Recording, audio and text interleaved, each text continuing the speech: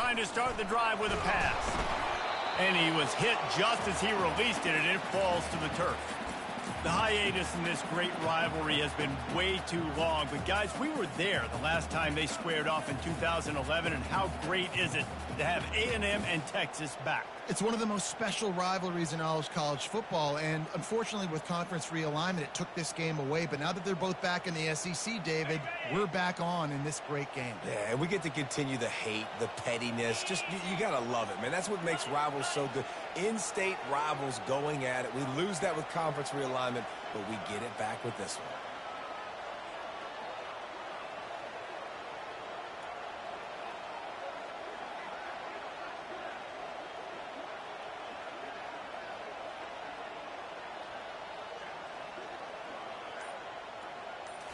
To the air, it's Reed. Firing to the right, complete. And they wrap him up, but not before he's got enough for the first down. I like the running back there on the route, the patience he showed, really setting it up. He got to the defender, was able to put his foot in the ground, get some separation, catch it, and turn upfield for the first.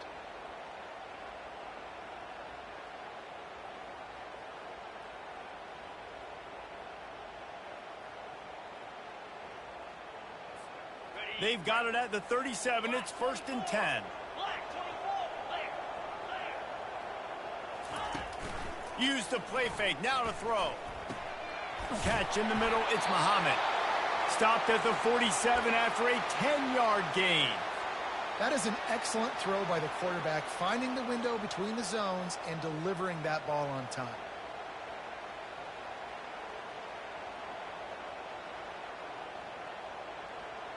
And the Aggies come to the line with a new set of downs. On the move, it's Moss. One of the offshoots of expansion, particularly in the Big Ten, was how viable could the ACC remain, and it just sort of ramps up the stakes when they meet on the field. Yeah, I think all of this conference realignment, all the money talk, the loss of rivalries, but it's the haves and the have-nots. And let's be honest, the SEC and the Big Ten are the big two gorillas, right? Anytime you can make a statement and dent these two big powerhouse conferences, go do it. I think the ACC, too, is going to play with a chip on his shoulder. Back in conference realignment, it was the best 4 programs from the Pac-12 that all chose the Big Ten and not the ACC, so this one will be interesting. As college football evolves, guys, and players have more rights and they capitalize on name, image, and likeness, and teams are in different conferences, maybe the biggest thing and the thing that keeps coaches up at night, dealing with the transfer portal. Because they got to make sure that everybody in their locker room is happy. And oftentimes you're re-recruiting your own players and trying to keep the wolves at bay, and the phone calls that are coming in from other programs trying to steal your guys. It is not easy. Probably as difficult as it's ever been, David, to be a head coach now with the transfer portal. It is, and think about players, man. If I'm not happy, if I'm not getting the run I want, like, I can just leave. I can go somewhere else. I can get paid by another opportunity. So I think players always having their eyes to that portal, looking at a better destination, makes it miserable for coaches. He's going to pass. And the physical play there forces the incompletion on 1st down. Did Bevo really get his name after altering a brand on his backside put there by Texas A&M students? So many questions to answer since 1894, guys. And that's what's so cool about this rivalry. When you have the back and forth and who did what. He caught it. And he'll take it to the house. He got loose. Touchdown, Aggies. They strike first, and that opening drive of the season could not have gone better. When they have something to cheer about here, this Kyle Field crowd is the most choreographed group in all of college football. They've got so many chants and cheers that I had no clue about Reese until we visited, and you see it's choreographed, it's perfect together. And how about this choreographed start? Exactly how they drew it up early, getting this place going bananas. Good job by the coverage unit to stop the return man.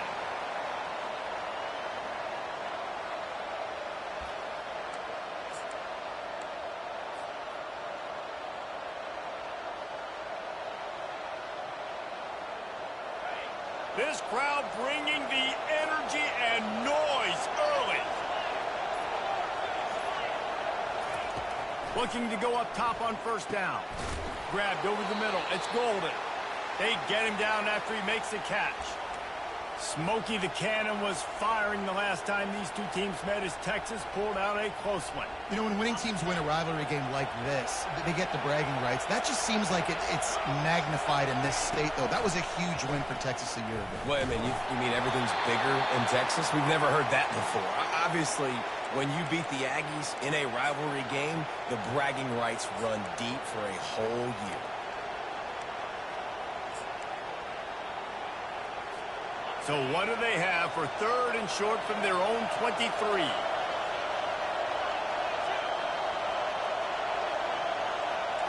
Looking to throw, it's Ewers. Quickly to the tight end. Building momentum, picking up a chunk of yardage, moving the chains out to the 34. The Longhorns moving quickly to the line. Timeout called here by the defense. It's their first of the half.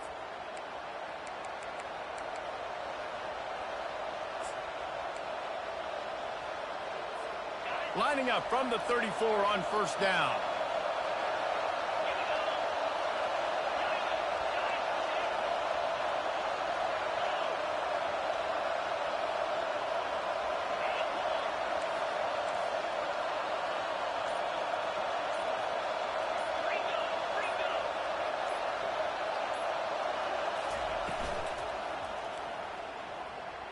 He'll try to do it himself.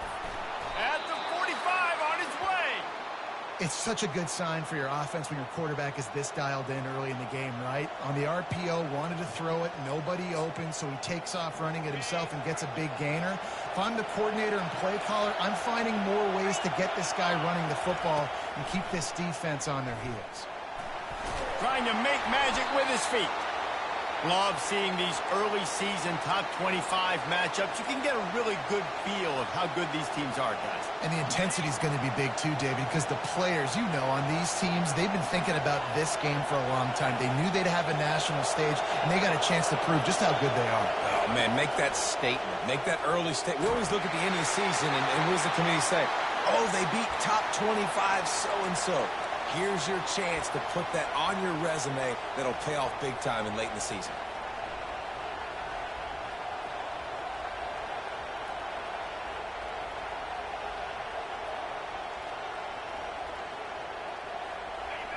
Decibels rising as the crowd gets behind this defense on third down. Looking downfield, it's Ewers. He looks that one in nicely. And they'll finally get him down after a terrific pickup. We asked earlier this week, who's your favorite receiver? And, of course, he said the open one. But we know who he really wants to go to on third down.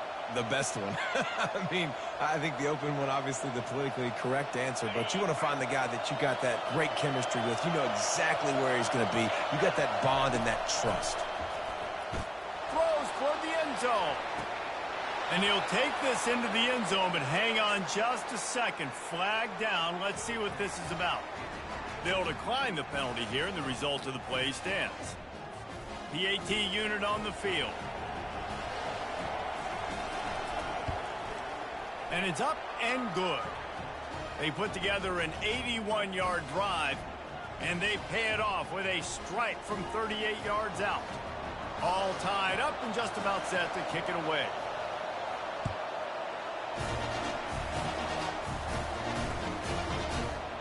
He thought about bringing that out for a half second, but he'll take a knee and they'll bring it to the 25.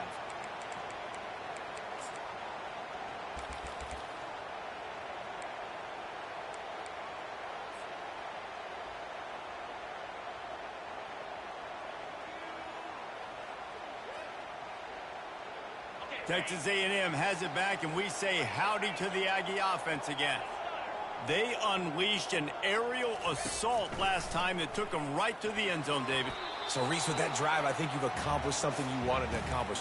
Make this defense think. You put them back on their heels. Now, shoot, Palmer, you might be able to slip a few runs in on this drive to really jack them up. Yeah, I like that idea, but I also like the fact that speed kills. They've got it at the receiver position, so if you've got one-on-one matchups, man, take advantage. And they drag him down, but not before he picks up the first down. Really good looking run there. This guy reminds me a little bit of an old Texas A&M Aggie great, Leland McElroy. He was so dangerous in space. It was so difficult to bring down to the ground. All 11 guys on defense had to rally to the football. This guy has a little bit of that too. If they can find more creative ways to get this guy out in the open field, watch out, because he's a home run waiting to happen.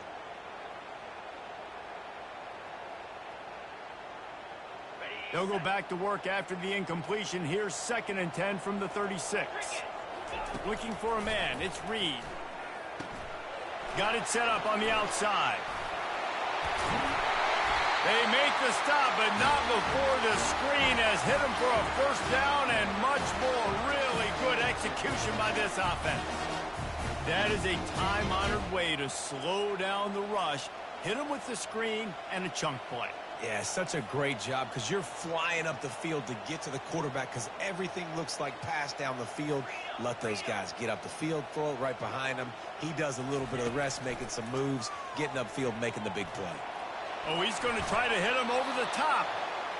Defense, we're always trying to get some tips. You know, break on the football, get a tip, get it up in the air. Nice job by the player breaking on the football and forcing the incompletion.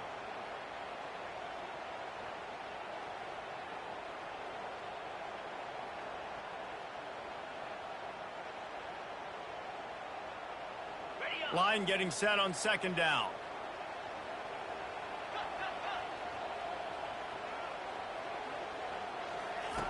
The aerial assault continues. And that pass picked off. Not a lot on the return, but they can live with that as they've got it at the 49. Linebackers have tough jobs, right? Their first responsibility is to stuff the run, but you could see he does a really good job seeing pass, getting back into his cover 2 drop, breaking on the football, and making the interception.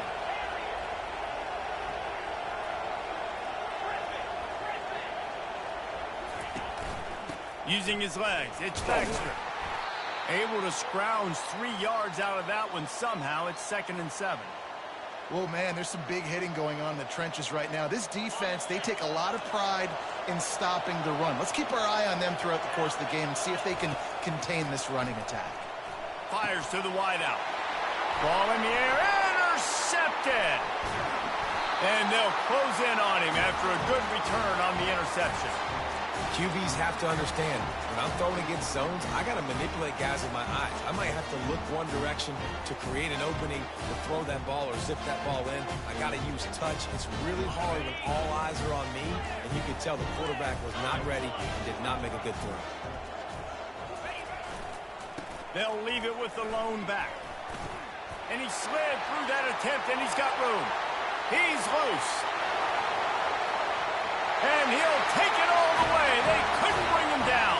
Touchdown, Aggie. Huge play. It's so nice to have guys that can create these explosive plays like this. You hand it to him, he can do the rest. Look at the speed. Look at the elusiveness. Get into the end zone. Nice run. They'll try to add another to their lead.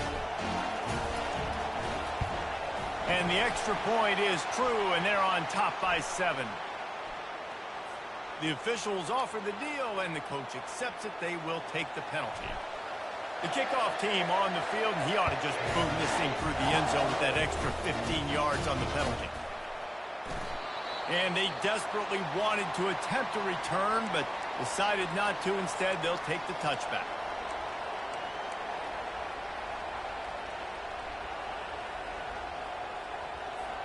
Line gets set, 1st down.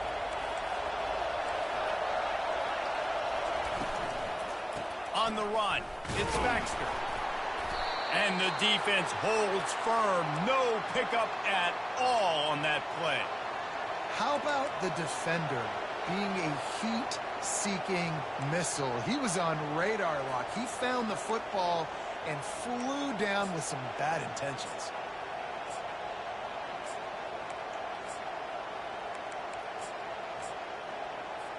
They got nothing on the last play. It's 2nd and 10.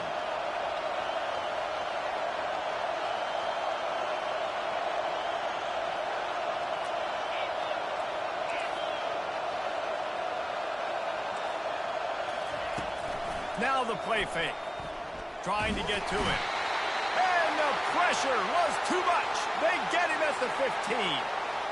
Play-action pass success has a lot to do with selling that fake. You could tell defense was not buying it, got in the backfield, got the big play. On 3rd and long, a check down would be the last resort. And it slips through his fingers, incomplete. That would have been a huge gain if he could have held on. And the Longhorns send out the punt unit. Doesn't say much for your drive when you're looking forward to the punt. Excellent coverage that time. Didn't give him any room to set up a big return.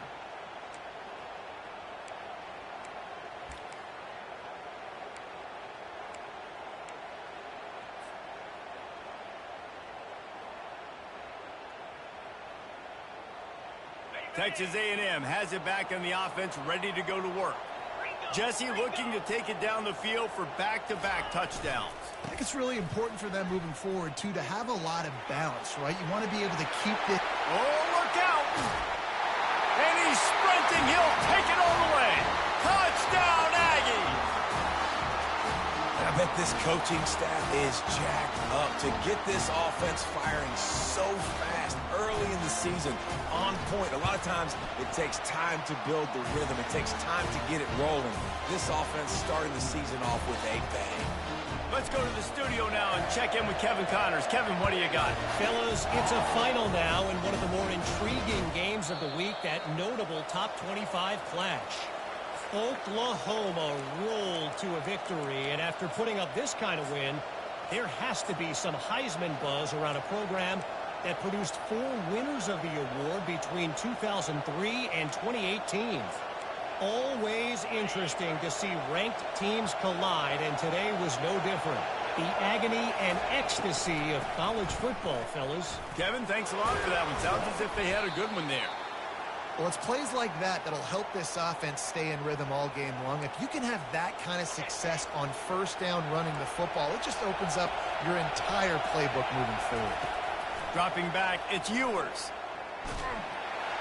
Nowhere close on that one as he got drilled trying to deliver the football, and now they face 3rd down.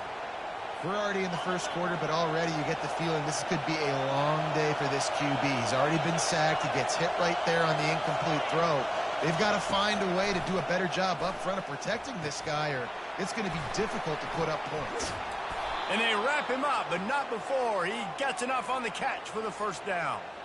Well, look, that wasn't a touchdown, but that was a massive play for this offense. They needed some momentum. They needed to find a rhythm, and what better way than converting on 3rd down. Awesome job. Oh, he's going to try to hit him deep. What a grab along the left sideline. Got the foot down in a strong throw. Put it right on the money. And he'll take it in. They couldn't get him on the ground. Touchdown, Longhorns! This is a receiver that is so good running routes. You never know which way he's going to go at the top of his route because he doesn't peek. He doesn't telegraph where he's going. The timing on corner routes is so important, and the quarterback did a nice job getting it out early so his receiver could make the... Oh, they block it. He's got it, and he can go with it.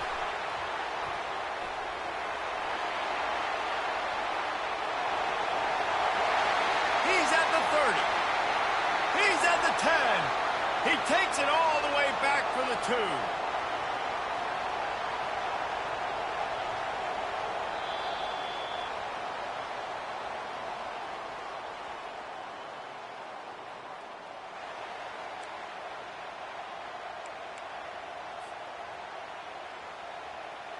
Just about set to kick it away.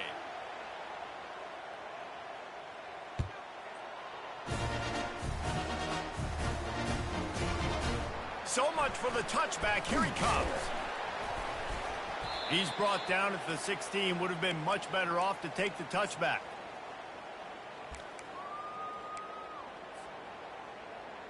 Texas A&M has it back, and we say howdy to the Aggie offense again. You want to talk about answering each other's score. That's what we have going on right now, Jesse.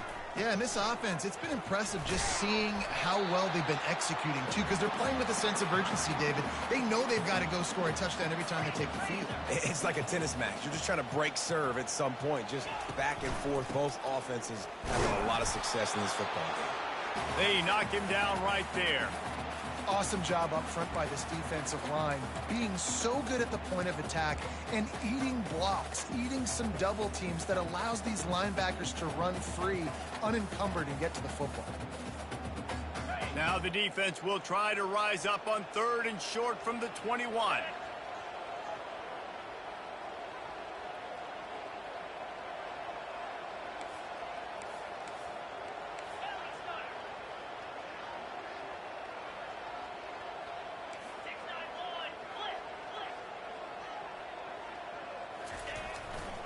He leaves it with the back. They'll pick up the first down as he gets it out to the 27-yard line. Texas A&M going quickly. Well, that's kind of the advantage of 3rd and medium, right? Is the defense, you keep them guessing. You can throw it, you can run it. That time they hand it off and they pick it up. And you can see the D drop back a little bit. It creates a little bit of space. The running back blasts through, gets the first down. They're trying to throw the screen out to the receiver. The defense, though, having none of that. They are just too physical, they're too fast, and they force a negative play.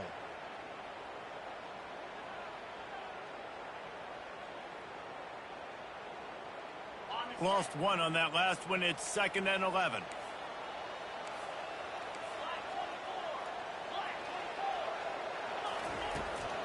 To the ground with the back. Running with power. Squirts across the 30 to the 32, a pickup of 5.